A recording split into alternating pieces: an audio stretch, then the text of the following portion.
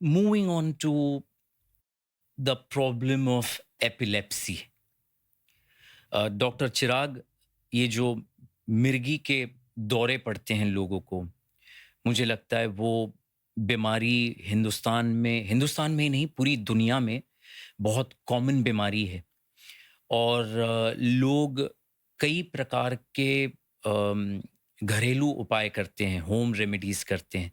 सबसे पहले तो आप ये बताएं कि एपिलेप्सी, मिर्गी का दौरा होता क्या है, और जो घरेलू उपाय लोग करते हैं, ये सही है या गलत है? बिल्कुल।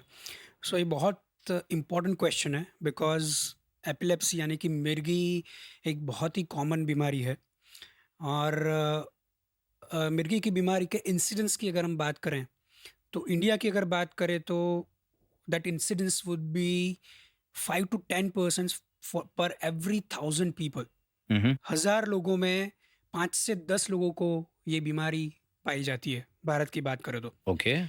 तो बहुत ही कॉमन प्रॉब्लम है और जैसे आपने बताया कि ये बीमारी के रिलेटेड बहुत सारी गैर मान्यताएं भी बहुत ज़्यादा है हम्म। और उसको सही करने के लिए लोग जो तरीके आजमाते हैं हम्म। हम्म। वो भी बहुत प्रकार के हैं और majority of them are wrong, hmm. वो जो सही नहीं है। हम्म। हम्म। तो सबसे पहले मिर्गी की बात करें, एपिलेप्सी की बात करें, तो वो है क्या? जैसे हम जानते हैं कि हमारा शरीर, हमारा body, it is controlled by our brain. Right. And how it controls our body? It is basically the electricity flowing through the nerves, hmm. which is controlling the rest of the parts of the body hmm. by brain. Hmm. So ultimately हमारा शरीर जो है वो एक electrical circuit ही है, ऐसा मान सकते हैं। हम्म। और जैसे हम जानते हैं कि दूसरी हमारे घर की इलेक्ट्रिसिटी में और कई जगह पे कई प्रॉब्लम्स होते हैं, जैसे कि शॉर्ट सर्किट होता है। हम्म। हम्म। तो वैसे ही मिर्गी जो है, एपिलेप्सी जो है, वो हमारे ब्रेन में एक शॉर्ट सर्किट है। हम्म। जब ये शॉर्ट सर्किट होता है तो हमारे दिमाग के कोश यानी कि नर्व्स जो नॉर्मल काम करने चाहिए वो नॉर्मल नहीं करते हैं, एब नॉर्मल बिहेव करने लगते हैं। ओके। शॉर्ट सर्किटिंग होता है और एबनॉर्मल इलेक्ट्रिकल एक्टिविटी कोई एक जगह से स्टार्ट होती है और फिर वो पूरे ब्रेन में फैलती है। Hmm. That is how a seizure और अ मिर्गी का दौरा जो हम बोलते हैं, okay. It happens. Okay. Okay. So that is the basic problem in the brain. और उसको हैंडल करने के तरीके की बात करें, क्योंकि मिर्गी का ऐसा है कि मिर्गी बता के तो आती नहीं है, जैसे स्ट्रोक की हम बात कर रहे हैं, हम्म। वो भी बता के आता नहीं है हमें। तो suddenly in a general population की हम बात करें तो रूटीन उनकी लाइफ में कई बार इस प्रकार की समस्या खड़ी होती है कि उनको खुद को या तो आजू-बाजू में उनके रिलेटिव्स को किसी को इस प्रकार का दौरा पड़ता है। तो हम्म। जैसे हम देखते हैं कि लोग क्या करते हैं कि उसको सुला देते हैं, अगर ऑलरेडी सोया हुआ है तो उसको प्याज सूंघाते हैं या तो जूता सूंघाते हैं, मोज़ा सूंघाते हैं। हम्म। कई बार हाथ-पैर के झटके मार रहे हैं, हम्म। तो वो ट्राई करते हैं कि उसको पकड़ लेते हैं हम्म। या तो मुँह के अंदर चम्मच डालने की कोशिश करते हैं। हम्म। ताकि दाँतों के बीच में जीभ ना आ जाए। हम्म। लेकिन ये जो भी सारे तरीके हैं, वो सारे तरीके गलत हैं।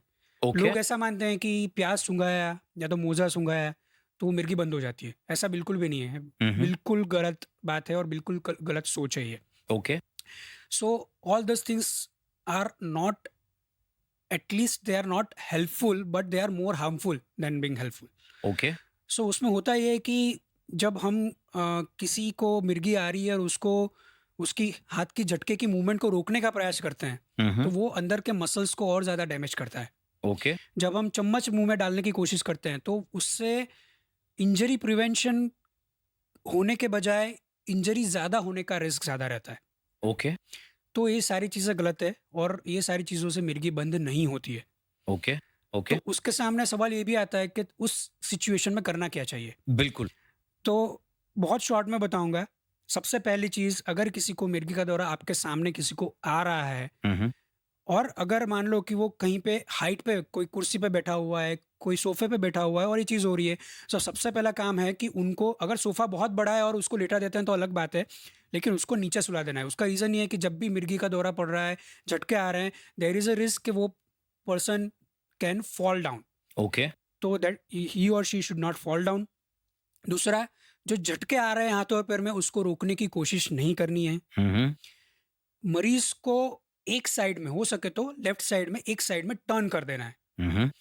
और आजू-बाजू की चीज़ें जिससे, जब ये झटके आ रहे हैं शरीर के अंदर, उससे कोई इंजरी होने का रिस्क है, तो ऐसी चीज़ों से या तो मरीज़ को दूर ले ले जाएँ, हुँ, या हुँ। तो वो चीज़ों को दूर हटा दें, ताकि उसको वो झटके आ रहे हैं उस टाइम पे तो उसे उस कुछ शरीर लगे को नहीं। इंजरी, हाँ, इंजरी ना हो या तो लगे नहीं। और सबसे इम्पोर्टेंट बात कि मरीज़ को अगर ऑलरेडी ट्रीटमेंट चल रही है और उस हिसाब से आपको दवाई का पता है, तो मिर्गी ख़त्म होने के बाद तो दवाई देनी ही है। लेकिन कई बार ऐसा भी होता है कि मिर्गी का दौरा खुद बंद नहीं भी होता है। बहुत कम केसेस में ऐसा होता है, लेकिन ऐसा हो सकता है। हुँ, हुँ। और वो मिर्गी बहुत लंबी चलती है। और ओके, मिर्गी का दौरा जितना लंबा चलता है, उतना डैमेज शरीर में भी और ब्रेन को भी उतना डैमेज ज़्यादा होता है। Okay, okay. तो इस प्रकार की सिचुएशन में ये सारी चीज़ों का घर पे ध्यान रखना है, और इमीडिएटली एम्बुलेंस को फ़ोन करके इमीडिएटली हॉस्पिटल पेशेंट को पहुँचाना बहुत ही ज़रूरी होता है।